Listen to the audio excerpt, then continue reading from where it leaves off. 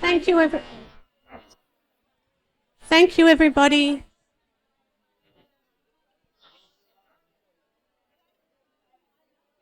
Needed.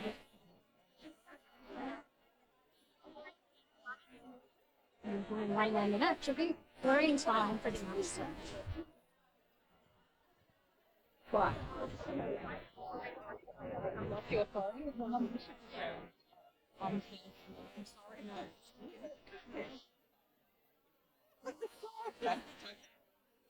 And then push all the time.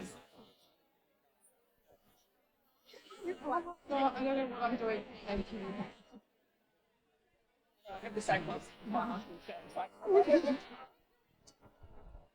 Thank you, everybody. We're going to start the panel. Hopefully everyone's well caffeinated and you're now going to be full soon.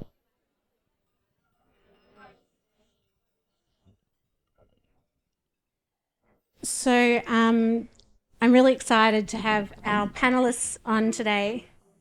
And just as I mentioned before, we are recording this as a podcast because my whole journey started with storytelling, and it was by giving other people a platform because we didn't have anyone talking about dyslexia 10 years ago. And so we started with stories. And so part of today is to do this podcast to share other people's stories.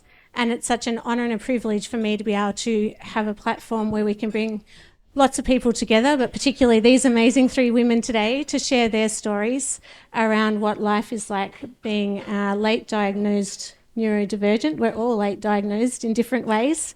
And so I think we should get started. Before we even do that bit though, I will just go from Nicci onwards. Just if you'd like to introduce yourselves.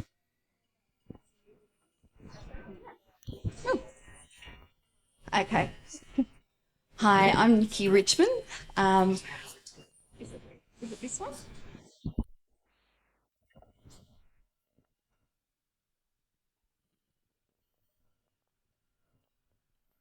Is that? Yep, that works. I'm Nicci Richman. I discovered that I was autistic and ADHD. The ADHD came first when I was 45, and that didn't quite fit the mark. I thought there was something a little bit more, and then learnt of my autistic diagnosis when I was 47. So I'm still learning, but where that all came from, as so many women, was through my daughter's journey. So when she was 10, she had what we later discovered was autistic burnout. At the age of 10, she couldn't return to school. So at that time, I did what I now know I do really well, and I did a deep dive, learnt everything I could, heard from her that she was a problem. I didn't like my child thinking she was a problem, so I looked into the neurodiversity paradigm, totally understood. And from there, I started my own business so that I could home educate her for 10 years and get her through till grade 10.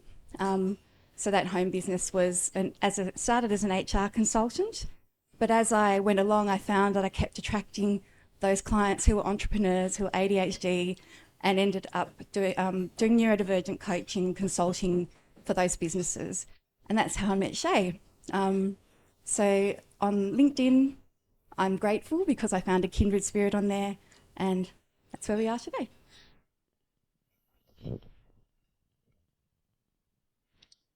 Thank you so much. I'm Kim Gordon, and just want to acknowledge and pay my respects to Aboriginal and Torres Strait Islander elders, past and present, and acknowledge that I'm a settler here on Aboriginal land. I don't really know where to start. Like, I was really nervous and couldn't sleep, and so wrote a whole bunch of kind of crazy notes at 4 a.m. But after hearing Mel talk, the CEO of ADHD Australia, I sort of realised that, you know what, it's it's probably okay to tell a bit more of my story here amongst friends. I feel like I'm an outlier. What you see is really not what you get. There is quite a big gap between the way I present and the way I feel internally. So I come from a family with a sibling with some profound disabilities, including schizophrenia. So I was the well person. And on top of that, I'm half Asian. So high performing, high functioning, performing monkey basically was my role in the family. And I think I've taken that to some extreme lengths. I have 4 degrees in different fields, including a doctorate and 2 master's degrees. I've worked across multiple sectors: government, tertiary education, not-for-profits, international development. And yet this whole time, I didn't know that there was other stuff going on. This has been a huge process of self-discovery, and there's more. It's constantly unfolding. I'm full of surprises. So my late diagnosis was very, very late. I won't say how old I am, but older than you'd think. And it was a typical story of women of my generation. My child, and when he sort of started to exhibit this kind of like on a motor driven restlessness, and we started doing these sorts of tests, and it's like I thought for sure that's my partner, that's not me, but it was me. And so I got diagnosed with ADHD quite late, and it just made such a difference to my life as a diagnostic framework, like as a framework for understanding things that I just couldn't explain that had happened in my life. I'll just stop rambling there and maybe we'll talk a bit more about it. Thank you.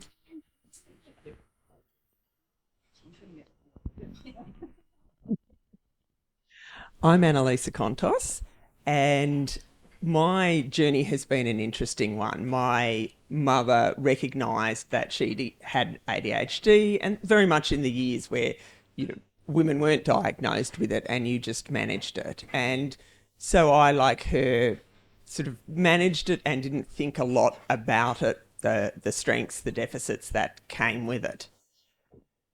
Then when I got married and I had two boys, the first one was diagnosed with autism when he was 3, and the second one again when he was 3, which is always challenging because if that's all you've ever seen from a child, how are you to know that that child is not neurotypical?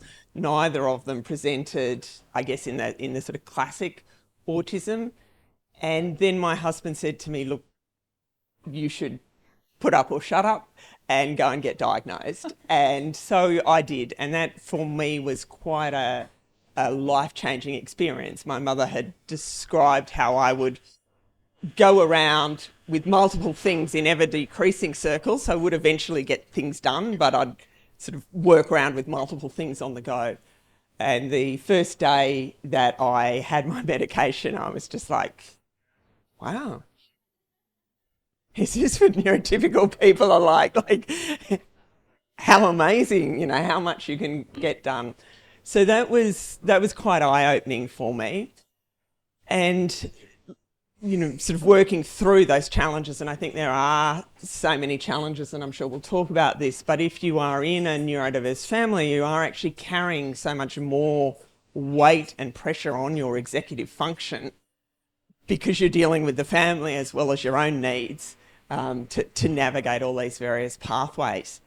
I run an engineering company, which I set up because it was absolutely impossible to hold down a job, standard salary job, whilst navigating my boys' needs. And became, I guess, interested in the intersectionality between looking at where my boys might go, how the education system is not good at bringing them into areas where they may have skills that suit them, and our sector, which is the water sector, sitting there going, oh, we have a massive skill shortage. What are we going to do about it? And sort of saying, well, how can we bring these two conversations together? And so I organised a workshop in Sydney a couple of years ago, and that's where I was connected with Shae, and she came up and presented at that. And it was only following on from discussions on that day that the possibility of the fact I might be dyslexic came up. And I'm like, really interesting actually, because I got one spelling test right through primary school. And I'm like, to me, it's fascinating that I could get so far through life with no one raising that issue of dyslexia and, even reflecting not being diagnosed with dyspraxia, but the amount of effort that went into making my handwriting neat. That was the one intervention that I had when I think about, looking at neurodiversity. I'm like, I don't think that was the one thing I needed along the way. But that's been my journey. That's what's brought me here today. So I'll hand back to you to start. Thank you, everyone, for those great introductions. And I'm nodding my head. I'm going to get a sore neck. I actually am going to osteo after this today for multiple reasons. One was stress of pulling this all together. So we've tried to stick to 3 topics because we know there's lots of things we could be talking about today: perimenopause, lots of different things, parenting, and as you started talking about how medication changed your life, I said the same thing to my sister that day. I said, is this how other people live? Because my brain was quiet for once. And so it's, such an important conversation. And so the first topic really is around late diagnosis and how that impacts our identity and our career trajectory. And we will start with Kim, who had started that conversation already. So we're going to circle back to her for her thoughts initially. Thanks so much, Shae. Yeah, the late diagnosis, I did want to say the M word today, menopause, like perimenopause, menopause. I think it really broke me. And I'm not the same person that I was 3 years ago. And it just, the late diagnosis, it was all at that same time because I just couldn't mask anymore. I suppose that's what it was. And women's health is so under-researched. There's more and more evidence that menopause and the changes, estrogen loss and so forth that goes on in women is the equivalent to puberty. So it's as big a change on the body, and the evidence is still, yet to come out, but there's, strong correlations there. So I suppose for me, my life has definitely been in review the last 3 years since I found out about, ADHD. And for me, the feelings were grief, for such lost opportunities, relief, at finally having that explanatory framework for things that I had internalized, that overcompensation that I mentioned, the overperformance, and then, just the fact that not depression, not anxiety, not a whole bunch of other diagnoses and multiple medications, which just might have worked for a short time. I was depressed in my 20s, but not anymore. And it's but there was just no other explanation for this thing. And the fact that I've had 25 jobs in 27 years, nothing could explain that in a satisfactory manner. Because it's not as if I can't do it. Or I'm not competent, but I think there are structural factors in play, and I do want to talk about the intersectional factors that come into play here. So the late diagnosis, really sort of I had to rethink my whole identity and rethink my career, and it allowed me to, Mel or Tori mentioned, allowed me to have self-compassion where I only had self-blame. I'd blamed myself for that truism that the systems are just not designed for me. I feel quite emotional actually being here in this room and be able to say these things. So I'm still in the precariat. I have been in contract roles forever, and I guess with this diagnosis, it sort of makes me realise that it wasn't me being unable to do things, it was survival. It was like having to move to create the situations where I could cope. Never having had sponsorship, never having had mentorship, never having a promotion, because I appear very, very competent, and I am, but I carry that burden, and what that burden has meant is like I haven't been able to work full-time since that diagnosis and menopause and a few other things. So yeah, it's really like it's a whole life shift. So Thank you. I'm so glad that you could say that, because it is hard. And I was thinking, yeah, we're not going to dodge that M word because I'm sitting here sweating. But it really, it heightens the experience of being neurodivergent. And the peaks and troughs, I was talking earlier about the peaks and troughs of emotions, generally when you're neurodivergent, pile on the beauty of menopause, and the self-confidence can go. So, you know, I was saying, meet me when I'm here, I'm great, I'm so confident. But watch out if I'm down here, because I need the gold stars, like pile on the gold stars. So I think in terms of getting that late diagnosis, it's reaffirming. There's grief, there's confusion. I remember when I got my autism diagnosis, I was consulting to a occupational therapy organisation. They were so psychologically safe, and I told the business owner, and she said, "We're having a party. Give an autistic person a party." And the whole team turned up. We had a party to celebrate my coming out as autistic. And I knew that was the most beautiful thing, but in that moment, I felt really sick. And I suddenly went, I shouldn't be here, this feels wrong. Are they going to look at me differently? Are they going to still trust my my expertise? It was just a whole lot of... And my sister at one stage, because somebody was weaponising my neurodivergence against me, and she said, "Perhaps you shouldn't tell so many people." And I said, "But if I can't speak, how will my children ever speak?" So it's really daunting. It's really empowering. But those emotions just are all over the place. Yeah. I definitely agree with the grief. I think there is a real process that's important to recognise that we go through, that reflection of how different my life might have been if I had sort of the opportunities, if I had been medicated earlier and able to be more organised, pursue things, because I definitely, and I'm great at getting stuff done right now, but I really struggle to get it finished, whatever it is, any of those longer projects. And so needing to partner with people that can help me actually finally get it out. And so I think that is such a challenge. I think again, with the conversations around menopause, it's so poorly spoken about generally in terms of women's health. And even though I have some older friends that I am very close with, and we talk about it, I still really did not understand the experience that I was going through and found it extremely frightening.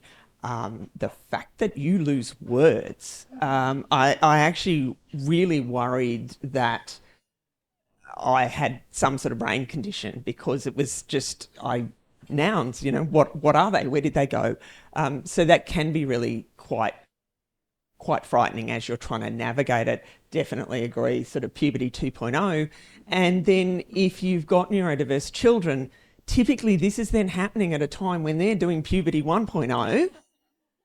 You're dealing with that, and all the mental load that comes on top of that about the fact that they're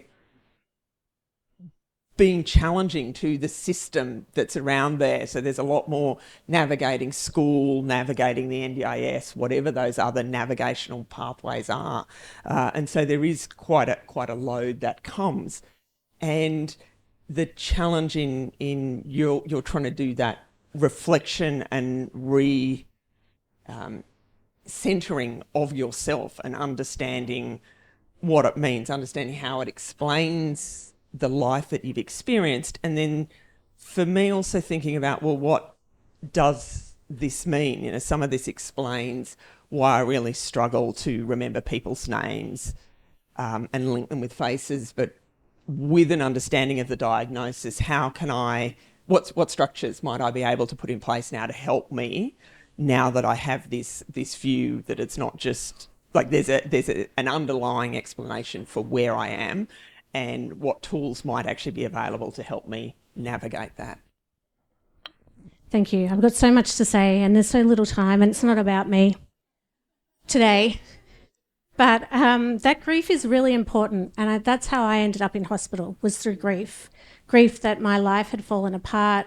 I've got 4 degrees. I was doing my second lot of 2 at the time when I was diagnosed with dyslexia and dysgraphia.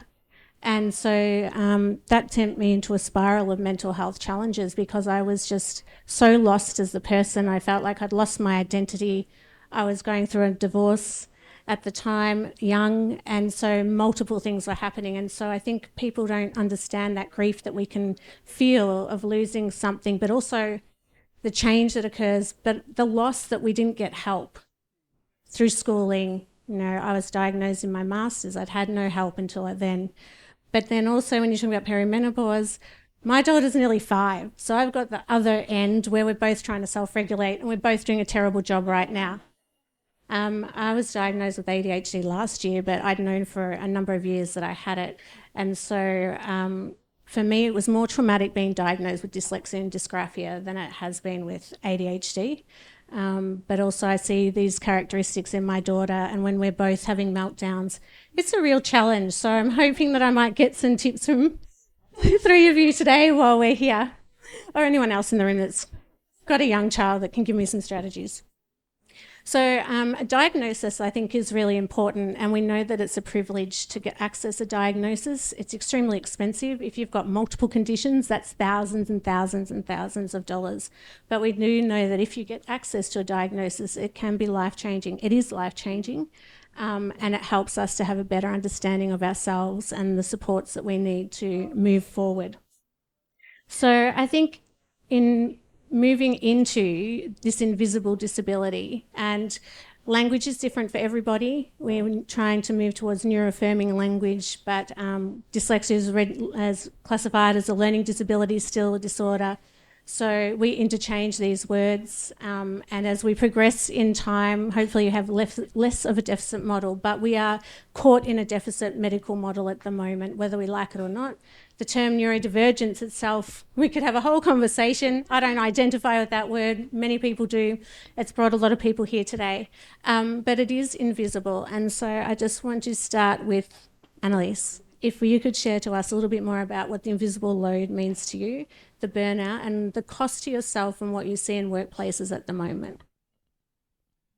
I think it is such a challenge as it isn't apparently seen, and so for me, I find there's a lot of masking, a lot of extracurricular preparation that has to go into being organised, and if I fail to do that, there's a price. So similar to Mel, I missed a meeting time yesterday. I had one meeting yesterday in Melbourne, and I remembered it as being 12:30. I didn't check my diary before I left, and it was at 12. And so there's that that planning just takes its load. For me, it takes its load at the start of the day, that if I don't sit down, cross-check my diary, my task list, my emails, things just fall through the cracks. And then at the end of the day, the need to sit down and sort of go, did I get it done? And I find that can be really hard. I think other aspects that occur for me is that challenge of keeping track of my thoughts within conversations. And so being a respectful listener and finding ways to sort of remember my thought, beyond, so I'm not interrupting people and sidetracking conversations. But that is such a challenging aspect that I find to contribute effectively and be respectful and hold what people have said as part of sort of the various verbal conversations that go. I can find it really tricky to that working memory side of it and to hold that in my mind as we go, which for the sort of work that I do as an engineer working with multi-stakeholders, you're expected to remember, what people have said. So yeah, it can be really tricky. You got thoughts? What was the question? I have that on panels. That's new. That's new for me. I mean, yeah, I do feel sometimes it's like I tell my partner, it's like I think I'm losing my mind. But the thing is, I guess for me, the masking and the burnout and the overcompensation, it's like I have not been allowed to fail. I'm not someone who is allowed to fail. And this is where I will bring in the intersectionality. It's like, that compounding race, ethnicity, culture, gender, age, that it compounds. And then the neurodiversity or neurodivergence was, something that just wasn't, it wasn't ever factored in. You don't look at me, or there's not very many women of colour necessarily that come out as neurodivergent. So this feels very risky to me. But I just decided, I will not be silenced anymore. And I feel it's time that I had a voice, because I do have some experiences that I had a life-changing experience last year, actually. I started saying yes to things and leaning in as like, what have I got to lose? I've tried everything. So I gave a speech at Women of Colour Melbourne, and it was the first time I felt seen and recognised and believed. And I think that sort of diversity, it's very important also in, neurodivergent circles. And that's still a diversity issue that needs to, needs more attention. So I think that those sort of structural issues where there's multiple compounding kind of factors, particularly in workplaces, that mean that some people are more scrutinised, are more penalised more harshly, who don't get support or who are overlooked. And I feel like, it's not woe is me, but it is kind of like, internalized self-blame and shame. It was actually, I think there's more people like me that are just not able to speak up, or misrecognized or misdiagnosed, like I was. So, have I answered the question? And the masking, I think the hardest thing learning about yourself when you've had 20 years in the workforce. What I learnt through the process was I grew up observing people. So I learnt how to people. And so it's really hard. I still find it tricky to know what's me, what's the mask. I can now start to feel when I'm masking, and I do know the situations I do it in, and I'll hear my voice change. So if anyone hears me speaking really high, and and as my girls say, I become very posh. But I also emulate the person I'm speaking to. So, and they're just like, Mum, you can't, you're sending their accent up. I'm like, what are you talking about? So masking and camouflaging is in itself is really confusing. That's why I loved having a consultancy, and why it worked really well for me, was because I had the luxury of, I didn't really advertise. It was very relationship driven, word of mouth. So I attracted my people. And so I could be myself. And when I can be myself, I'm in my strengths. And the other thing, I got to design my business around my strengths. When I look at job ads, I don't see a job ad of purely my strengths until PwC. That was the first time, and LinkedIn, I swear LinkedIn's responsible for everything, and I'm not sponsored by them, but a job ad kept coming, and I read it the first time. I thought, I'm not looking for a job, and I read it, and it's just like, I have never seen a job that someone has designed it for me. So 2 weeks of having this come every day, I had that voice. I'm not PwC material. I'll apply. I'll show myself. I can't do it. Like the language that you say to yourself. But in that interview, that's the first interview I've not masked, because I went in there going, I'm going to be totally myself, and if myself is good enough, then I'm going to be starting a job where I'm me. And that was the opportunity that I got. So I'm so fortunate to have, it feels like a unicorn, because I'm so fortunate to have been able to land in a job where from the very beginning, I told people who I was, I advised people how I need to work, and I knew what I needed to ask for so that I could thrive. It's not saying it's perfect. No role is perfect. There's still challenges, but being able to turn up as yourself is a real hurdle that I was able to remove from that one.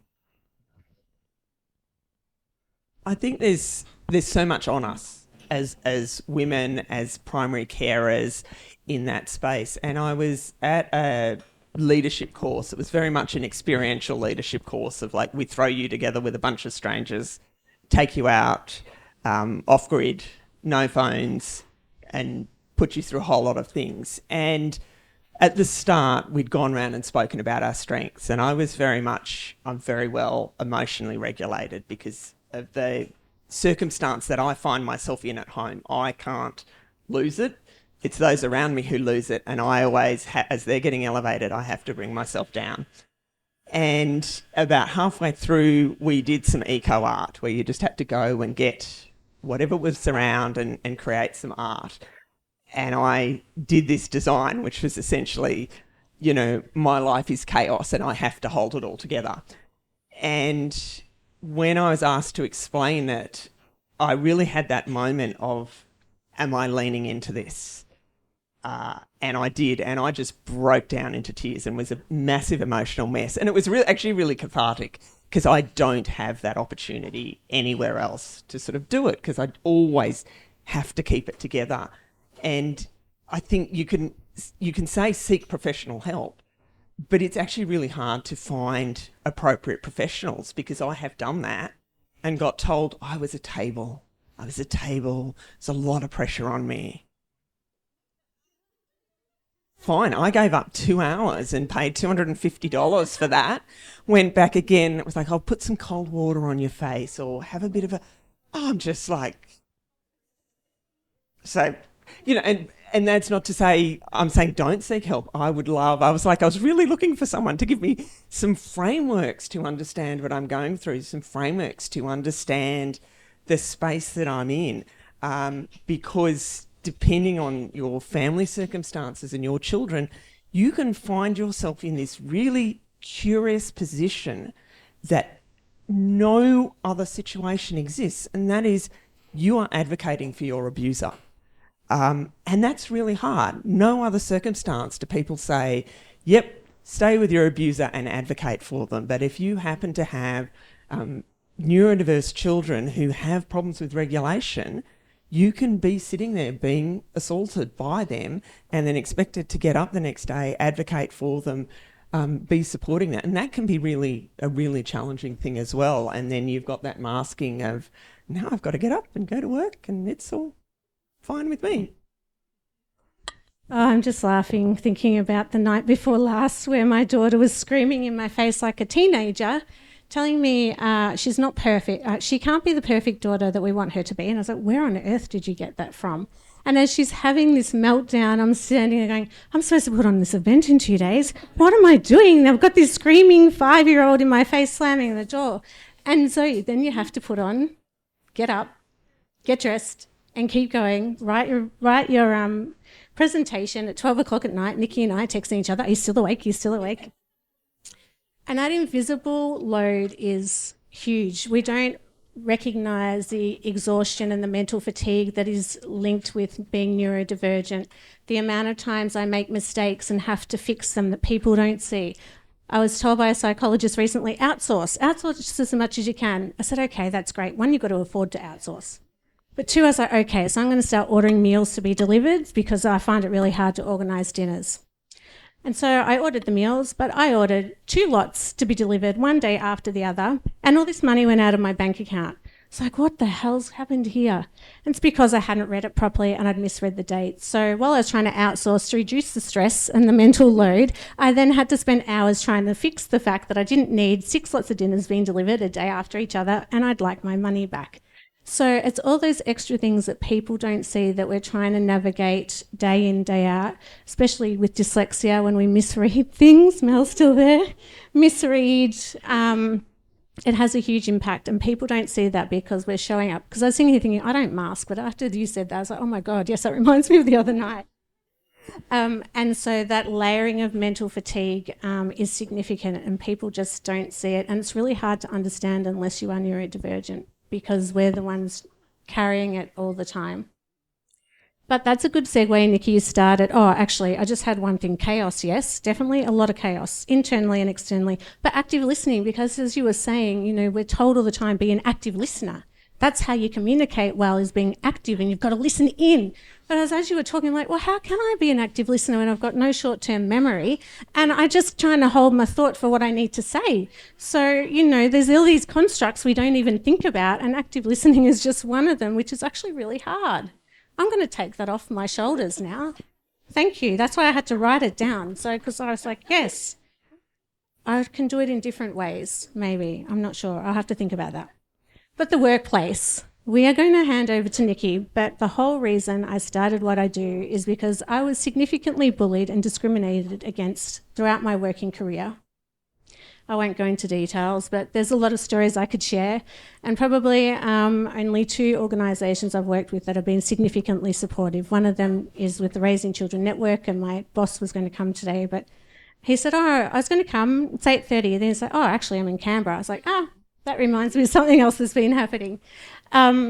So everything we do is to support people at work, giving them one-on-one help. JobAccess, who we've got some representatives here today, we do a lot of that work because the systems aren't there. And so what we're trying to do is implement those systems, bring in the structure through the research that we've done or what's coming through at the moment.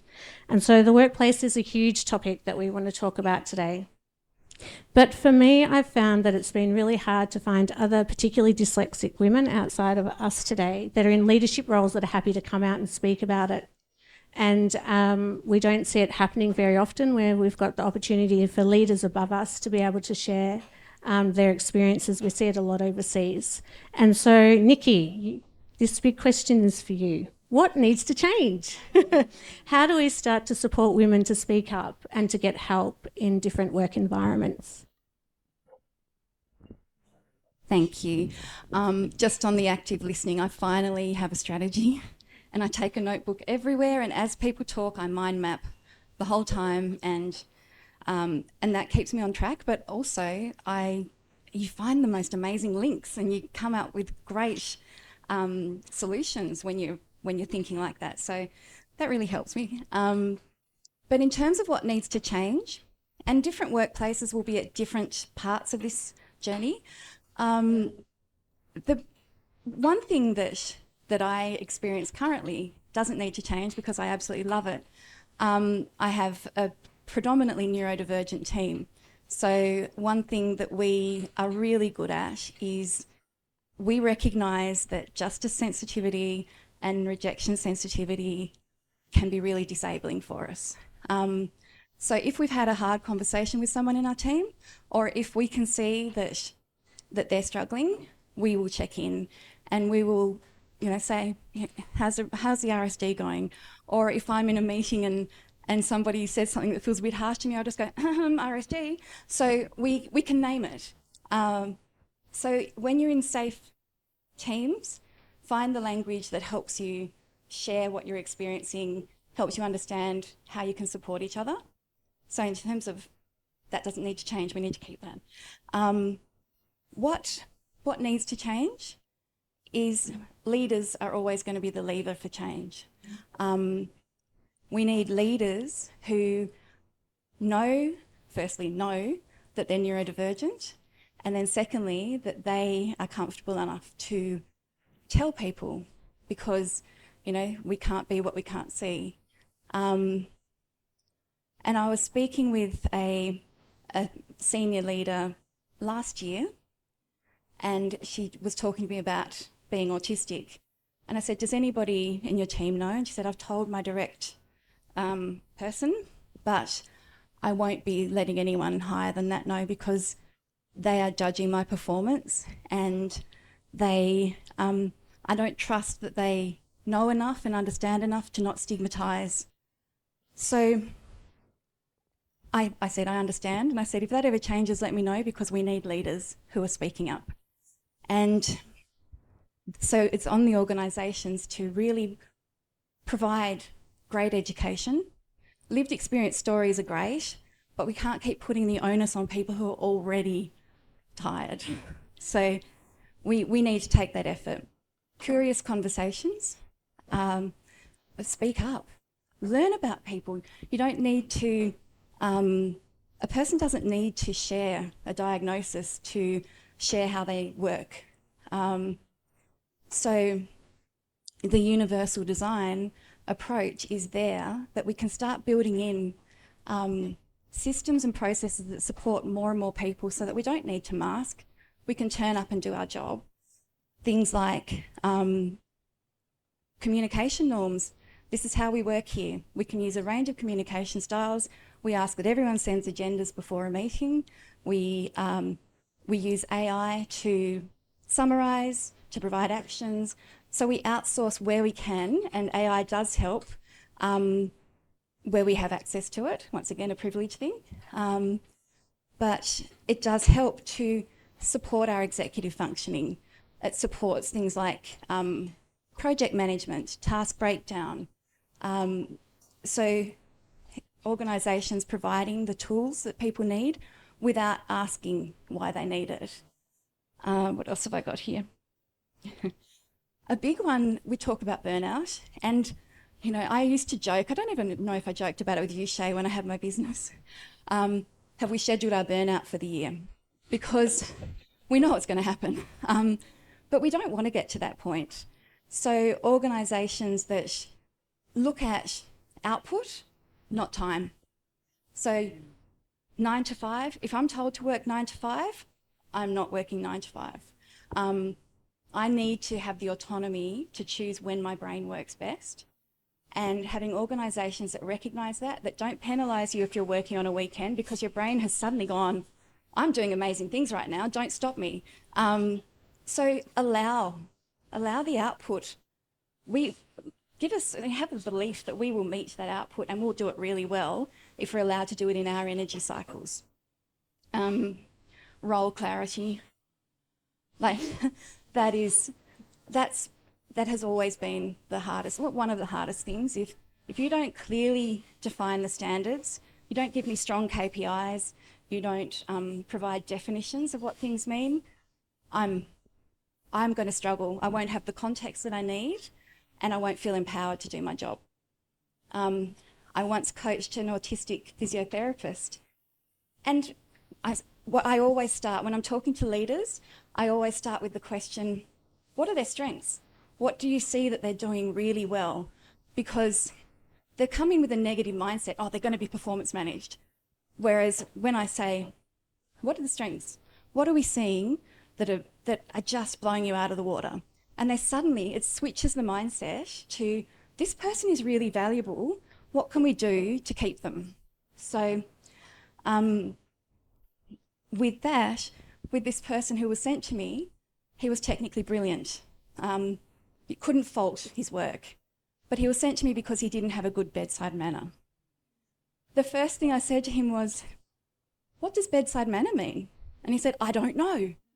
And so we just went, let's define it. So then we defined it and we built it into his job description. And then we talked about, I love social styles because it's always helped me. A very simple model, but it helps understand that you don't have to mask or change who you are, but if you understand where others are coming from, you can meet them halfway. So not teaching a person to change themselves, but helping them understand how to bring out good outcomes. So when we put all the soft, fluffy stuff into his job description, and he was just like, why don't they teach this at uni? And he got back to the workforce. I checked in again a few months later. He'd been promoted to a supervisor. And it's just, he just needed clarity.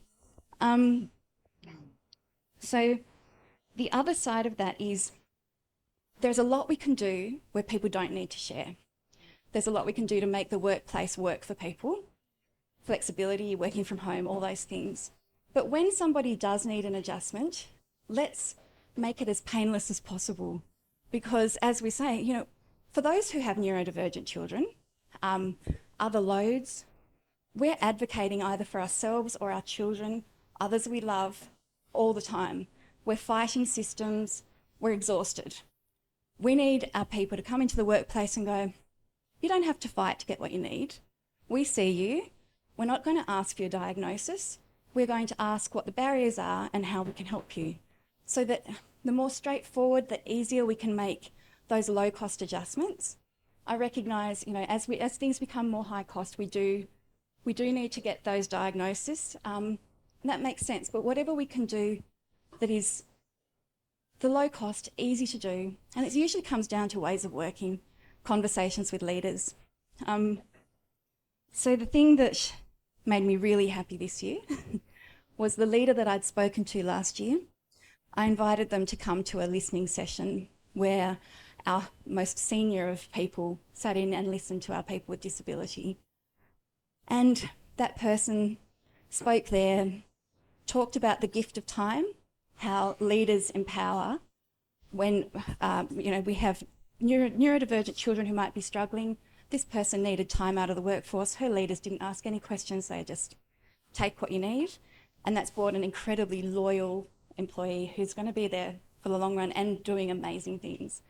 So I keep thinking of the gift of time is really important. And then following that, she messaged me and said, I've decided if you'll have me, I will be a spokesperson for neurodivergence. She said, so I'm your person. I was like, that gave me warm fuzzies. But it's those people who recognise, yes, it's scary, but yes, it's impactful. Would you two like to add? Am I getting time? Oh my gosh, 1 minute. It's like, really? Okay, in 1 minute. Yes. Oh, well, actually, this is our last topic, so I think maybe we could spend a few more minutes and then we're going to throw to the audience for questions. But would you like to add some words before? So I think there's a couple of things to unpack in terms of organisations and very much the distinction between equal versus equality. And so how, with those principles of universal design, what is it that we can do so everybody can do their job well? There is the challenges we've talked about, late diagnosis, that many people don't know they're neurodiverse or don't have a diagnosis. So as employers, as managers, or colleagues, what can be put in place to help everyone do their best? I'm hoping it's still online. Atlassian has a user's guide that you can find and download, and it helps people to reflect on what are my effective ways of working, and that can then be shared with the team so that you can build that understanding. And if you can create that nice safe space within your workplace, it doesn't require any labels to understand that I need written instruction. No, I need verbal information. That can be really valuable in helping people to understand sort of what's working and how the team works. So there is, I think, quite a spectrum in how we support it. But as you move up, yes, there are costs that are associated with providing apps or things like that. And there's that challenge for the organisation to navigate, well, how can we help these people be effective, because they need that app that will help remind them, that will tell them, I haven't used it, but there's an app called Boomerang that sort of reminds you when the emails that were supposed to come back with replies haven't come back. So, you know, can help with that sort of mental load. So there's lots of things around, but then you've got to navigate through your corporate structure and IT about why do you get that and no one else does. So that, yeah, for me, that takeaway is equal versus equality, and how we build effective teams, whether you're diagnosed or not, so everyone is working, and also acknowledging that what works for some does not work for others, and that is challenging as well. Well, you've both covered so much ground. I do have a couple of things to add. So, you know, the prompt was, what should leaders and HR stop doing immediately? And for me, the no-brainer was make an effort to employ people who don't look, think, and act just like you, that don't have the same experiences as you. Because what I've noticed, you know, working across multiple sectors, is that the Australian job market and, you know, workplace culture is very conservative. And it's really important to sort of think about what gets rewarded by these systems. So I see a lot of hiring, and this puts a stop onto all sorts of diversity, cultural diversity, racial diversity, neurodiversity, a whole bunch of things. And what that leads to is this hemorrhaging of talent. Another thing that I'll add there is don't penalise people who don't have a linear narrative. So a lot of people, you know, well, like myself, you know, have these sorts of interrupted careers, and there's always a hidden story there. And it's been a real challenge for me making sense of my narrative, because there is a sense to it. But, you know, I guess this sort of one-size-fits-all kind of some very narrow expectations and blinkered perspectives, you know, that sometimes can prevail. It is definitely worth thinking about assumptions, you know, that underpin things ranging from recruitment through to retention of a diverse range of people. So, you know, what I've seen is that conformism and consistency, linearity, depth, these things get rewarded. So I'm a breadth person, and this is what the ADHD really sort of made clear to me. It's like I've always been like this. I'm like across multiple areas, and then I came across this thing on LinkedIn, the M-shaped person. I'm an M-shaped person. I have multiple specializations, multiple depths, and that is penalized. It is seen as lacking focus or not having a clear narrative. The other thing I guess I wanted to mention there is this idea of, you know, this recruitment for cultural fit. And that is a huge penalty for women of colour, people of colour, and neurodivergent people, for example, because it's sort of like, for most of my life, since university, I've been told I don't fit the profile. I don't fit the narrative. I'm an outlier. I don't look a certain way. So, like, I was second in line for a university medal but didn't fit the profile. I don't fit the profile of a consultant, though I act like an internal consultant often because I'm a problem solver and a doer.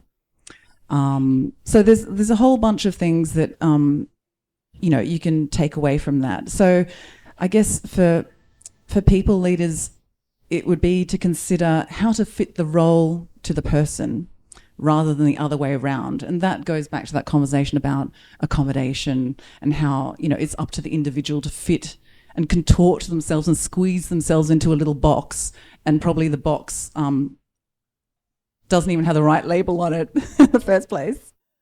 And then yeah, to recognise what institutional systems are designed to reward and how non-conformity and difference is punished and policed.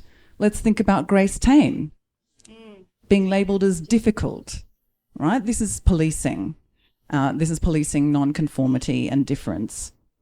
Think also about how merit and narratives of merit and assumptions about who fits a particular job and who jobs and systems are designed for, often not migrants and neurodiverse people and disabled people, a whole bunch of things. So it's that sort of diversity factor, and what you see coming out of that as a result is a lot of siloing. So you need people with breadth to be able to talk across the silos. You know, you need people with generalisable and transferable skills.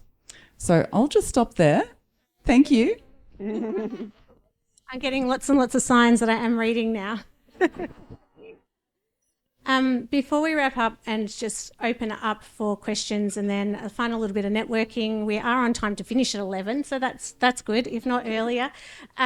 Just the costs. So we know that if people have a diagnosis, they can access JobAccess, and that the cost of those tools and resources that people need are at no cost to individuals and no cost to the workplace. So there is a lot of government support. It's the only support we have as adults that are ADHD and dyslexic unless you're on NDIS.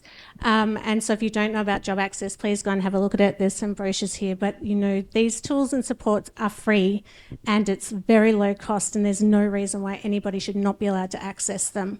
It's our right to be able to access these tools in the workplace so that we can work to the best of our ability. And I won't go on because I'll go on a tangent. So first of all, I just want to say thank you for giving your time, your expertise and your knowledge, because it is exhausting talking about our stories and rehashing all the time. There is, I think, a bit of a grief that's attached to that as well. And I just appreciate that you've been able to come and join us for International Women's Day. And I would just like to hand over, Helena is going to, well, we're going to get her to hold the mic, but we can't take the mic around. But if anyone wants to speak, maybe if you just stand up and introduce yourselves. Oh, we've got Beth, and then are you able to, yeah, if you, and sorry, Troy, do you want to come up as well in case people have questions for you? Hello. It was just more actually a comment on what you were discussing. I think you're sort of talking about job changes and breadth of experience, and it's something I see in my work where people can feel really unsure where they fit and then really self-conscious about having maybe a lot of different roles on their resume. So just wanted to give you some stats that I know made me feel good when I read them. And the first one is that the average now, the stats now and the research shows that the average person will hold 18 jobs across 6 different careers in their lifetime. So you're probably all a bit behind that, so you're good. And the other one was actually talking about, obviously I come from a recruitment background, a reformed recruiter, and using my powers for good. And there was an OECD report, the Future of Jobs Australia report, I think it was 2021, that said 1 in 4 employers cannot find the skills that they need in Australia now. We're short about 26,000 truck drivers, 10,000 accountants. Try finding a mid-level lawyer. Good luck to you. We have a chronic skill shortage, and yet there's still a very traditional approach to culture fit, make eye contact in an interview, and all these things. So I think things are changing slowly. But yeah, I just sort of wanted to note that if you're feeling a bit, I've got a lot of different jobs, a lot of different specialisms, you're good. You're probably well within the stats.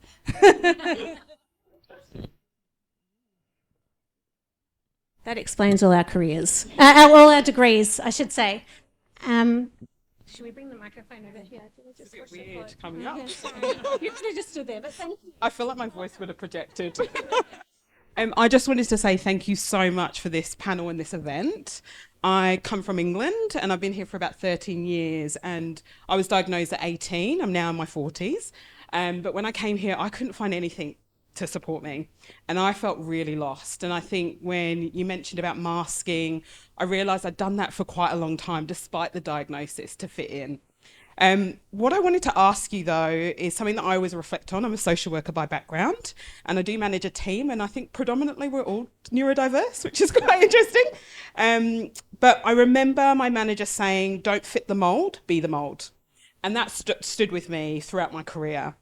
But I always think about my younger self and the message that I wish I'd given to my younger self in primary school, in secondary school. So I ask you, what was your message to your younger self, having had a diagnosis later on in life? Thank you. Oh, and we don't want to cause a OH&S risk. I think that is such a fantastic question.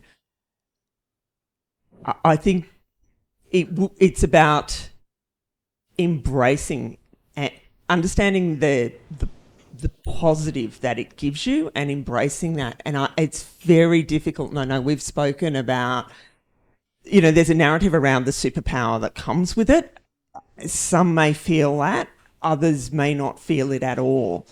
But to check in with the people around you, that can actually help you understand what the strength is. And so when I was on this leadership course, and it was very much about feedback and giving and receiving feedback and being able to do that, both strength and improvement. And people went, "Oh, you have so much energy. I love the energy that you bring." And I was like, oh, okay. I'd never really thought that was my thing. I didn't realize you guys didn't have that. So I would say to my younger self, like, find that out from those around you. That will really help set you with that strength and help you find the areas where you will succeed well. 1 minute. We're going to do short shafts. So what comes to mind for me there is a poem by Audre Lorde, who's black feminist activist, and it really struck a chord with me. And she said, "Your silence will not protect you."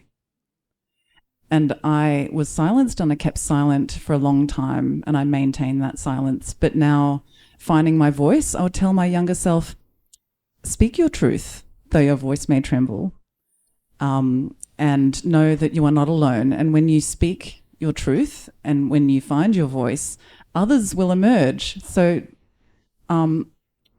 little Kim, you're not as alone as you think you are. I always get stuck on that question, but at the beginning of this year, my leader sent me a beginning of the year present, which was a fidget toy and a list of dear, kind, caring, compassionate, intelligent Nicci. And I phoned her up and I said, "Intelligent?" And she went, "Yeah." And I said, "I've never considered myself intelligent. My whole childhood, nobody told me I was clever. I would never have put myself in that category." And she said, "Gosh, I would think of you as, quite almost academic." And I was like, this is... So I would tell my younger self that you are clever. It may not be seen in the ways that people expect, but you are clever.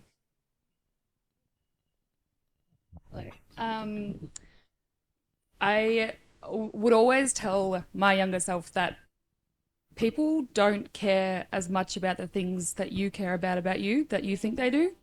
Because I think I spent so much time worrying, especially like high school, that I was being judged, or people don't care. People are running their own race. Like, they don't care about these things that I'm worrying about. Like, I put so much pressure on myself for no reason.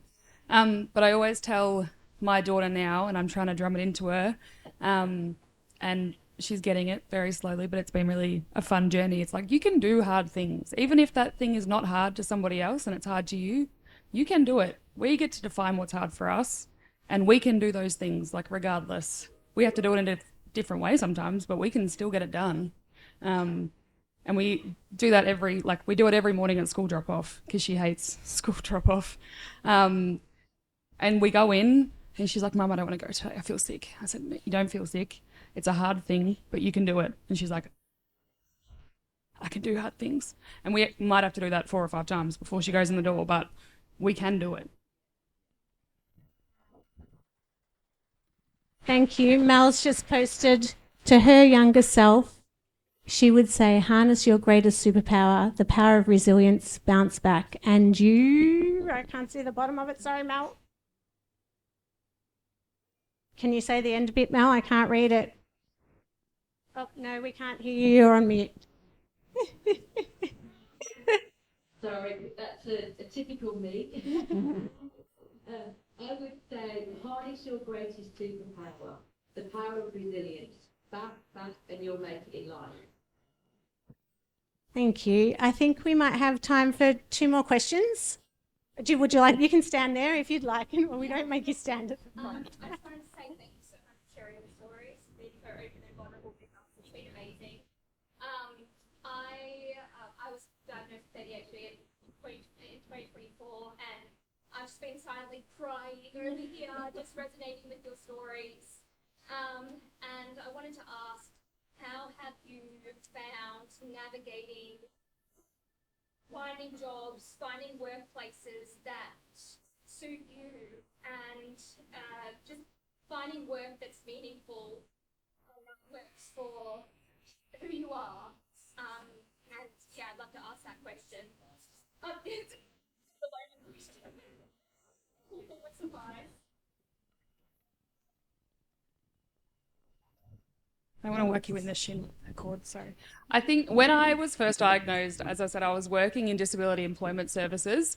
So I think everyone that I worked with had a really good handle on sort of what it was. And I was really lucky because I got to walk back into the office and say, I've got my diagnosis, I'm starting medication. And it was really quite good. But with a job like that, where you're constantly dealing with some of the most underprivileged people, people that have barriers to employment, that are constantly facing those challenges to finding work, it can be very taxing. Same time that I was going through a divorce and trying to set my life up again, and I was like, I need to protect myself at this moment.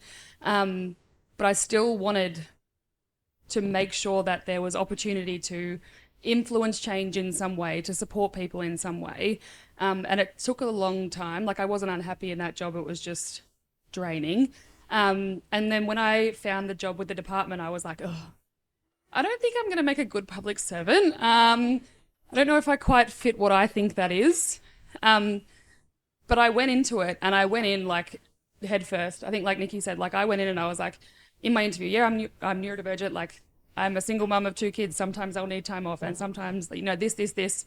And if they weren't accepting, like, the moment I walked in the door, I just wouldn't have done it.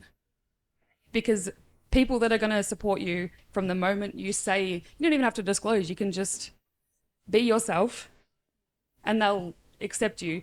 Even if you have to go on 100 job interviews, there will be an employer for you. There will be somebody that is happy to have you come in and be your full self at work. And it's hard and it's draining. Like, even if you go for 100 interviews, it's draining getting knocked back again and again and again. It happens to so many people because they don't think you're the right fit. But when somebody sees you as the fit for them, like, it's the most meaningful thing.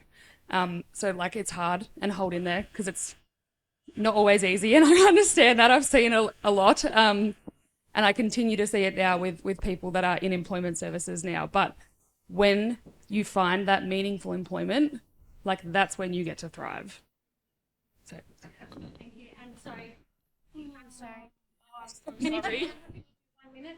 Okay. Oh, yes. Can't you point at me? Okay, 1 minute. So I found that the most important thing for me was to work out my values, work out what are non-negotiables, and I did Clifton Strengths. I got really clear on what my strengths were. The more I learnt about my strengths, I leant into those.